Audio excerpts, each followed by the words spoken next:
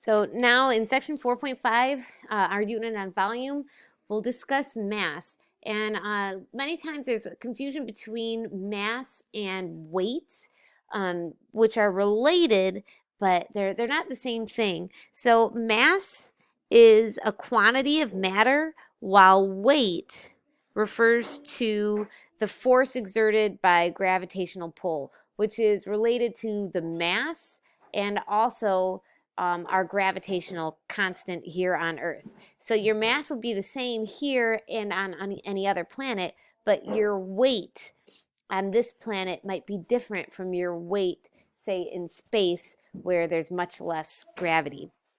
And the unit in the metric system that we use to measure mass is called a gram. All right, so here are the units in the metric system for related to grams. Of course, we got decigrams, centigrams, milligrams, decograms, hectograms, and kilograms. And then there's this thing called a metric ton, which is used to measure items of really large mass. So a metric ton is exactly 1 million grams. Let's go ahead and convert each one of these things using my favorite, King Hector died by drinking chocolate milk. Okay, so how many kilograms is 34 grams? So there's our base unit, 1, 2, 3 places to the left. So our decimal point goes 1, 2, 3 places to the left. So I'll have to introduce a 0 in the tens place. So 34 thousandths of a kilogram. So 6,836 kilograms is how many tons? So the thing that we need to know is that there's 1,000 grams in a kilogram and 1,000,000 grams in a ton. So let's start with kilograms, 6,836 kilograms. And I can convert that to grams by moving the decimal point 1, 2, 3 places to the right. So that's 6,836 with 1, 2, 3 zeros. And now there are 1,000,000 grams in a ton.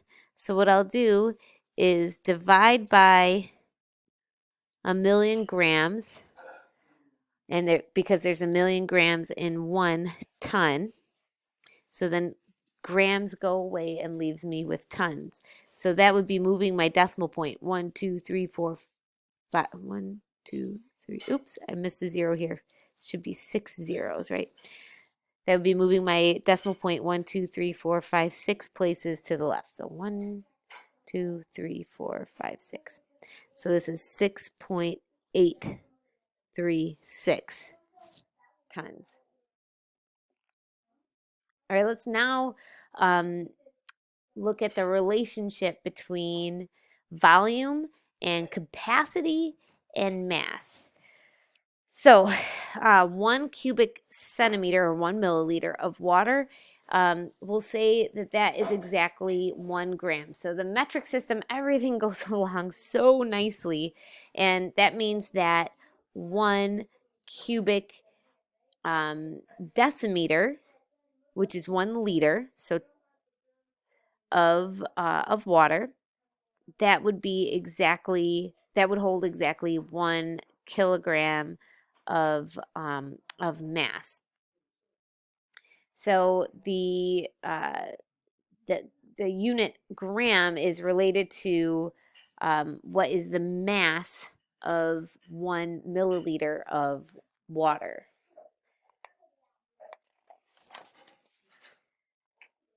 So let's think about this in an example. A waterbed measures 180 by 210 by 20 centimeters. Approximately how many liters of water can it hold? And let's find out what the mass in kilograms would be of the waterbed when it's full of water. All right, so first of all, the volume would be 180 times 210 times 20, and that would be in cubic centimeters. So let's calculate 180 times 210 times 20, 756,000 cubic centimeters. And now we have to remember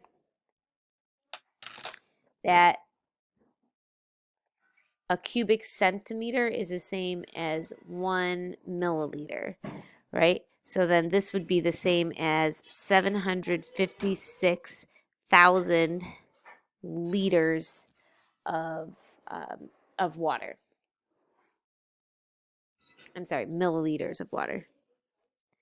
Because 1 cubic centimeter is the same as 1 milliliter. So now we can do this conversion by using King Hector died by drinking chocolate milk, where our base unit is liters. So I'll move my decimal point 1, 2, 3 units to the left.